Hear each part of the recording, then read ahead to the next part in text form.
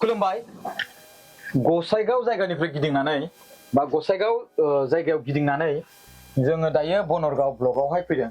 बनरगाव ब्लकआवहाय आब'मोनखौ जों लोगो मोनदों। आब'आ आंखौ लेंहरदों माखासे मोननायखौ रायजो राजाफोरनि सिगाङाव प्रसार खालामनो थाखाय। आब'नि नामा मा नाम बेखौ जोङो मिथिना लागोन। लोगोसे आब'मोनहा मा मोनदों आरो बे मोननायजों मा खालामदों नङा होमबा बेखौ जों मिथिना लागोन। आब' फार्स्ट अफ अल खुलुमबाय। दायो नोंसोरो माबा मोनसे मोनदों होननानै बेखौ बाथ्राखौ बुंदों आरो बे मोननायजों माबा मोनसे खालामदों। बे माबा मोनसे खालामनाय माबा मोनसे मोननाय आरो नोंनि मुङा मा बेखौ मा बुंगोन? गिबियावनो आंनि मुङा इभान्जेलिन बसुमतारी। जोङो दानो बे समाव फंबायखौ हामबाय होनदों जोंनि लेंहरनायाव फैनायनि थाखाय। ओमफ्राय जोङो दानि प्रमद सार बिथांनिफ्राय 25 रां मोननायजों जोङो बे दाउ गग्राखौ बानायदों। बियो आচ্ছা बेखौ देखायबानो जाबाय। बे दाउ गग्रा माने 25 रां चेक मोनदोंमोन। आচ্ছা बे माइनाव सोरां बिथांखिनि दारैहाय सेल्फ हेल्प ग्रुपनि दारै आरोना। अके मानगोनां प्रमद बर' सारा 25 रां सेल्फ हेल्प ग्रुपनो हरनायखौ नोंसोरो दाउ गग्रा खालामदों। दाउ गग्रा खालामदों आरो जोङो थारुननि आबाद खालामदों। थारुननि आबाद बेबो? औ बेबो। आरो गुबुन मोनसे फोथारावबो दंबावो थारुन आबादा 1.5 बिगासो जागोन।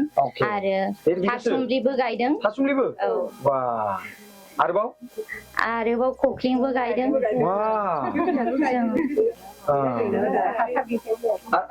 आरो जोङो दा बिदिनो बे आबादफोरखौ फाननानै जोङो फैसा मोनोबा आरोबाव बांसिनै आबादखौ मावबावगोन।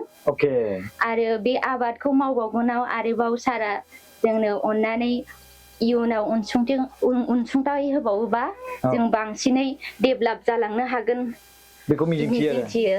अके माने रायजो राजा नोंथांमोन, जोंनि आदामोन, बाजैमोन, मादैमोन, नैबे आब'आ बुंनायनि बाथ्राखौ नोंथांमोना बुजिदोंना? मानगोनां प्रमद बर' सारा बिथांमोननि सेल्फ हेल्प ग्रुपनो 25,000 रां चेकखौ हरदों।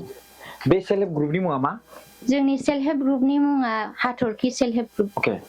हाथरखि सेल्फ हेल्प ग्रुपनो 25,000 रां हरदों। बे 25,000 रांजों बेयाव थानाय गासै आइजोआ मोनसे बिजनेस एबा फालांगि स्टार्ट खालामदों। बिथिंजाय नुनो हागोन फंबाय, बिथिंजाय देखायहर। बे जाबाय दाउनि गग्रा नङा होमबा? आरो नैथिंजाय थासुमलि गायदों। बे थासुमलिया थारुन गायदों। बे थारुना 1.5 बिगा आरो दंबावो होनदों। बेवहाय जि एसे दङ बेखौल'सो नोंथांमोना नुनो मोनगोन। माने 1.5 बिगा दंबावो। खख्लिंबो गायदों, थासुमलिबो गायबावदों। आरो जों थासुमलिखौ मोनबावबा आरो एम्फौ फिसिनायनि आरोबाव थांखि लामा। अके आरो अमाबो फिदों होनदों नामा? अमाखौ बुंनो बावगारबाय नामा नोंसोरो? दा एसे थोजोबाना एसे माबाथ'बाय। अके एसे खम नेक्स्ट मोनबा जोङो माबानोसै बेखौ फिसिबावनोसै आरोना। अके स' दायो मोनसे बे एग्जाम्पल, खायसे सुबुङा 25,000 रां मोनदों होननानै बेखौ राननानै जायो। नाथाय नोंसोरखौ जोंसो आरो खांबावनानै फेहेरबावदों जोङो। नोंसोरो 25,000 आव आरोबाव होदेरबावदों? जों खांनानै होदेरनानै जोङो ट्रेक्टर होबाय, हासार होबाय, ओमफ्रायसो जों बे थासखौ गायबाय।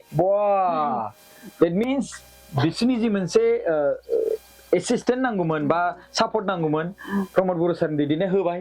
बेजों लोगोसे नोंसोरो मोनसे एसेबाबो होदेरनानै आरो बिजनेसखौ आवगायलांनो नाजाबावबाय आरोना। आरो दा नोंसोरो 25,000 खेबनै मोनबावगोनसो 75,000 नालाय। जोङो दा बेजों अमा फिसिगोन आरो नङाबा बोरमा, जों मोननैखौबो जोङो एसे एसे माबानानै बिदिनो गग्रा बानायबावनानै फिसिगोन आरो। गासै ग्रुपआ साबेसे दं नोंसोरो? जोङो 12 जनल'। 12 जन ना? आगोलावहाय जेबो सुबिदा मोनाखैमोन ब्लकनिफ्रायबो आरो फैसा मोननांगौ बेखौबो मोनाखै। सोरनि सरकार दैदेननाय समाव बियो? सिगांनि सरकारनि दैदेननाय समाव जेबोखौ मोनाखैमोन। ओमफ्राय दा प्रमद सार दैदेननायाव जोङो मोनबाय। आरोबाव मोनबाय थाबावगोन होननानै मिजिं खालामबाय। ओमफ्राय दा बे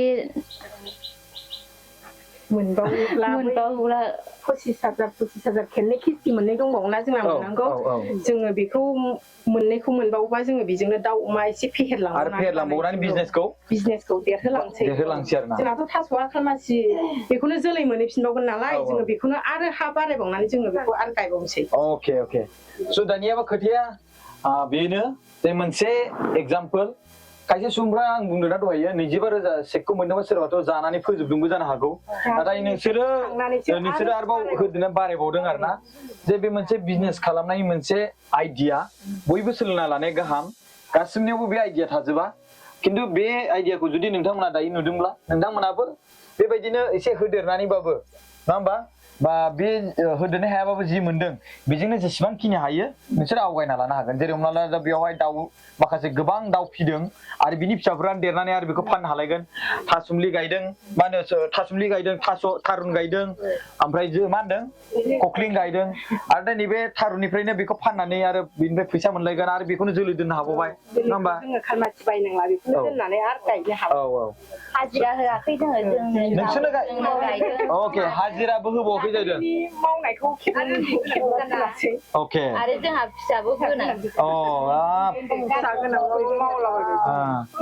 स' नायदो गथ' गथायबो दङ हौवाखौबो सामलायनांगौ ओंखायनो फैसाया थाङो नालाय ओंखायनो जों हाजिराखौ होआसै जों फैसाखौ बासायबाय आरो फैसाखौ बासायनायनि थाखाय बाब नोंसिनाव बिजनेस माइन्ड दं दे आरो एसे मदद मोनबावबा नोंसोरो गोबां उन्नति खालामबावगोन आसा खालामो जे बै बे 25,000 खेबनि जि मोनबावगोन बेजों गोबां मोजाङै जौगाथायखौ लाबोनो हाबावगोन मिजिंथिबाय स' दिनैनि जि मोनसे बेवहाय आब'मोनहा आंखौ लेंहरनाय बे लेंहरनायनि खारनखौ नोंथांमोना मिथिबाय मानगोनां प्रमद बर' सारनिसिम बे मेसेजखौ बिसोरो हरनो होननानै आंखौ लिंहरदोंमोन दा प्रमद बर' सारा बेखौ नुनानै खोब गोजोनगोन बायदि मोनदां मानो होनना बुङोब्ला बिथाङा जि मोनसे थांखिजों बै फैसाखौनो बोरैहाय आरजिनानै आरो बारायलांबावनो हायो बेखौहाय मा होनो गोबां आइजोफोरखौ मा होनदों मोनसे मा होनदों आइडिया होबोदोंमोन दा बै आइडियाखौ नोंसोरो पालन खालामदों आरो बेजोंनो नोंसोरो आवगायलांबाय थाबावगोन इयुनाव आरो नोंसोरो बेबायदिनो जौगालांबाय थाथों मिजिंथिबाय आरो बर' हारिनि आइजो माहारिफोरखौ बिदि नुयोब्ला गोसोआ गोबां गोजोनो खुलुमबाय थेंक इउ स' माच थेंक इउ अके